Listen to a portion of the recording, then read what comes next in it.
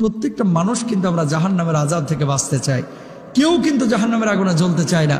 নবীজি সাল্লাল্লাহু আলাইহি ওয়াসাল্লামের একটা বর্ণনা অনুযায়ী 14 বার একটি দোয়া পড়তে বলা হয়েছে সকালে এবং সন্ধ্যায়। কয়বার?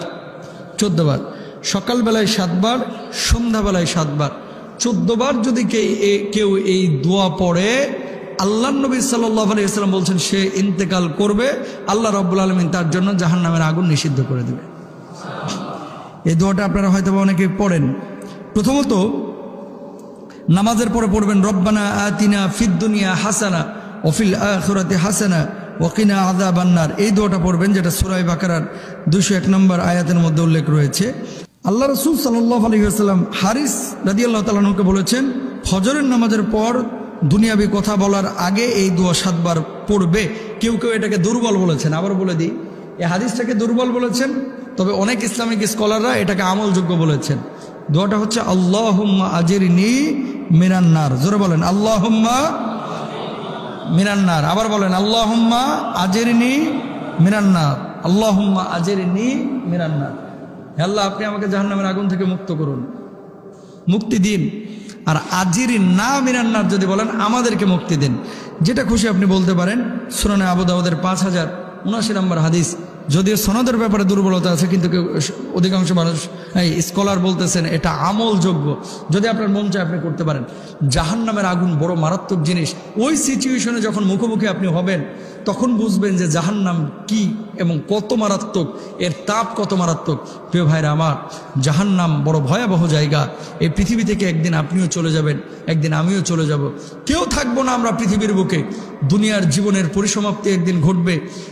দেখেন, আসার একটা সিরিয়াল আছে, যাওয়ার কোনো সিরিয়াল। জীবনের সূচনা আছে, কিন্তু আখিরাতের জীবনের অনন্তকাল একটা সময়, যে সময়ের শুরু আছে কিন্তু শেষ নাই। ক্ষণস্থায়ী জিন্দেগির জন্য আমরা চিরস্থায়ী আখিরাতকে কেউ নষ্ট করব না, ইনশাল্লাহ। বলেন আরো জোরে বলেন। 60 বছর যদি হায়াত পান, আপনার বয়স যদি এখন 30 হয়, আপনার বয়স যদি এখন 40 হয়, বাকি আছে আর 20 বছর, বাকি আছে আর 30 বছর। এর আগেও কিন্তু শেষ হয়ে যেতে পারে, আপনার জীবন প্রদীপ নিভে যেতে পারে। বাম চোখ থেকে ডান চোখের দূরত্ব যতটুকু, মৃত্যু তার চাইতেও নিকটে। আল্লাহু আকবার। আজকে জুমার নামাজের পরে আপনি বাড়ি যেয়ে মারা যাইতে পারেন। আমি রাস্তায় অ্যাক্সিডেন্ট হয়ে মারা যেতে পারি, কেউ জানি না কার কখন মৃত্যু আসবে। কিন্তু মৃত্যুর পরে যে জায়গাগুলো জবাব দিতে হবে, এই জায়গাগুলো আমার ঠিক আছে কিনা, এগুলো কিন্তু আপনার মাথায় রাখতে হবে ভাই। যদি রাখতে না পারেন, আপনিও ধরা খাবেন, আমিও ধরা খাবো। 60 বছর হায়াত পাইলে 30 বছর তো ঘুমিয়ে চলে যায়, থাকে 30 বছর। 12 বছর তো আপনি ছোট থাকেন, এরপর প্রাপ্তবয়স্ক হন, থাকে হচ্ছে 18 বছর। 18 বছরের মধ্যে পরিশ্রম করেন টাকা উপার্জনের জন্য। যদি সময় ক্যালকুলেশন করেন, দেখবেন যে 10টা বছর চলে গেছে পরিশ্রমেই, যে সময় দুনিয়াকে আপনি ভোগ করতে পারেন নাই। খাবার দাবার বাথরুমে চলে গেছে আরো 5 বছর। মানে গোটা 60 বছরের হায়াতে 2-3 বছর আপনি পাবেন যে সময়টা দুনিয়াটাকে ভোগ করা যায়। কক্সবাজার ঘুরতে গেছেন, বউয়ের সাথে এনজয় করতেছেন, বান্ধবীর সাথে আনন্দ ফুর্তি করতেছেন।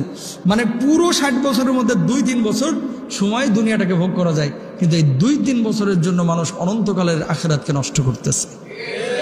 কথা বলেন ঠিক কিনা? সুতরাং আমরা এগুলো খেয়াল করবো। আল্লাহ তাআলা আমাদের সবাইকে বোঝার তৌফিক দান করুন। আরো জোরে বলেন আমিন। আসসালামু